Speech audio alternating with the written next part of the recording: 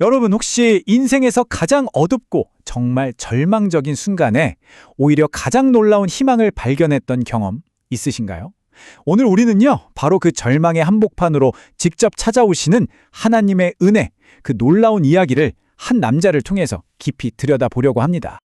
시작하기에 앞서서요. 오늘 함께 나눌 이 내용은 이음교회의 김봉근 목사님의 예배 설교를 바탕으로 제작되었다는 점을 먼저 알려드립니다. 혹시 지금 끝이 보이지 않는 광야에 홀로 서 있는 것 같은 기분이신가요? 누구의 도움도 기대할 수 없는 그런 막막함 속에서 나 혼자구나 하고 느끼고 계시다면요. 오늘 이 야곱의 이야기가 바로 여러분을 위한 이야기가 될 겁니다. 자, 그럼 이야기의 주인공 야곱이 처한 상황부터 한번 살펴볼까요? 우리가 흔히 생각하는 그런 젊고 패기 넘치는 모험가 아니었어요. 이때 야곱의 나이가 무려 70살이었습니다. 모든 걸 잃고 형을 피해서 도망치는 정말 처량한 신세였죠. 물론 자기 꾀로 장자권이랑 축복을 얻어내긴 했지만 그 결과가 뭐였나요? 결국 모든 걸 다 잃고 도망자가 된 거잖아요. 따뜻한 집도 가족도 편안한 잠자리도 없이 그야말로 70년 인생이 한순간에 물거품이 된 것 같은 그런 칠흑 같은 맘이었습니다. 그런데 바로 그 절망의 밤에 정말 야곱이 상상조차 할 수 없었던 일이 벌어집니다. 꿈속에서 하나님께서 그의 처참한 현실 한복판으로 직접 찾아오신 거예요. 이건 야곱이 뭘 잘해서 얻어낸 게 아니었죠. 그냥 전적인 하나님의 은혜였습니다. 자, 여기서 이 꿈은요. 우리 신앙의 본질에 대한 아주 중요한 질문을 던져요. 우리가 하나님을 만나는 방식은 과연 뭘까요? 인간의 노력으로 한 계단 한 계단 올라가는 걸까요? 아니면 하나님의 주도적인 은혜로 만나는 걸까요? 여기서 두 가지 신앙 모델이 정말 극명하게 갈리는 걸 볼 수 있습니다. 세상의 많은 종교는 기본적으로 상향식, 그러니까 위로 올라가는 방식이죠.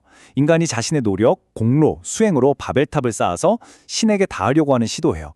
그런데 야곱이 본 사닥다리는요, 와, 이건 완전히 다른 그림을 보여주는 겁니다.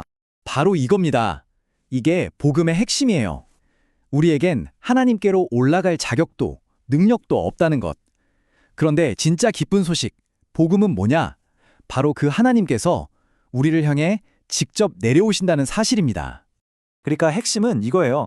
하나님의 임재는요, 우리가 노력해서 얻어내는 어떤 보상이 아니라는 겁니다. 오히려 우리가 가장 비참하고 아무 자격 없다고 느낄 때조차 값없이 주어지는 선물, 그게 바로 하나님의 은혜라는 거죠. 자, 꿈에 섞인 야곱은 하나님의 임재에 정말 깜짝 놀라죠. 그런데 놀라워하면서도 한편으로는 아주 깊은 오해를 하게 됩니다. 야곱이 뭐라고 하냐면요. 와, 여기가 바로 하나님의 집, 베델이구나 하고 외치면서 그 장소 자체를 막 특별하게 여깁니다. 하나님을 어떤 특정한 공간 안에 가두려고 한 거죠. 근데 이거 사실 우리도 흔히 하는 실수 아닌가요? 성경 전체를 쭉 보면요, 이 하나님의 집이라는 개념이 점점 발전하는 게 보여요. 처음에는 야곱이 생각했던 것처럼 어떤 장소였죠. 베델처럼요. 그러다가 백성과 함께 움직이는 텐트, 성막이 됐다가 나중엔 딱 고정된 건물인 성전으로 이어져요. 그런데 거기서 끝이 아니었습니다. 마침내 하나님은 우리에게 훨씬 더 가까이 다가오셨어요. 결국 하나님께서 진짜 원하셨던 건 화려한 건물이 아니었던 거예요. 그분이 진짜 원하신 건 바로 우리 삶의 여정, 그 고단한 광야길을 함께 걸어가는 것. 다시 말해 관계였던 겁니다. 자, 이제 이 이야기의 클라이맥스입니다. 수천 년 전 야곱이 꿨던 그 희미한 꿈이 마침내 그 진짜 의미를 찾는 순간이 오거든요. 요한복음에 보면 예수님께서 직접 이렇게 말씀하세요. 하늘이 열리고 하나님의 사자들이 인자 위에 오르락내리락 하는 걸 보게 될 거다. 이게 무슨 뜻이겠어요? 야곱이 꿈에서 본 그 사닥다리의 실체가 바로 나야 라고 선언하신 겁니다. 예수님 자신이 하늘과 땅을 잇는 유일한 통로라는 거죠. 다시 말해서 예수님이 바로 살아 숨쉬는 베델이고 궁극적인 하나님의 집이라는 겁니다. 우리가 그토록 찾아 헤맸던 하나님과의 완전한 연결점이 바로 예수님이라는 의미죠.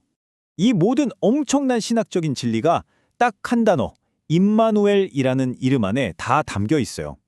하나님이 우리와 함께 계시다. 이게 바로 복음의 심장입니다. 자, 그렇다면 이 수천 년 전 이야기가 지금 바로 여러분의 힘겨운 현실 속에서 대체 어떤 의미가 있을까요? 첫째, 여러분의 고통은 하나님이 안 계시다는 증거가 아니에요. 오히려 그 자리가 하나님이 찾아오시는 베델이 될 수 있습니다. 그리고 신앙의 최종 목표가 그냥 죽어서 천국 가는 티켓 얻는 게 아니라는 거예요.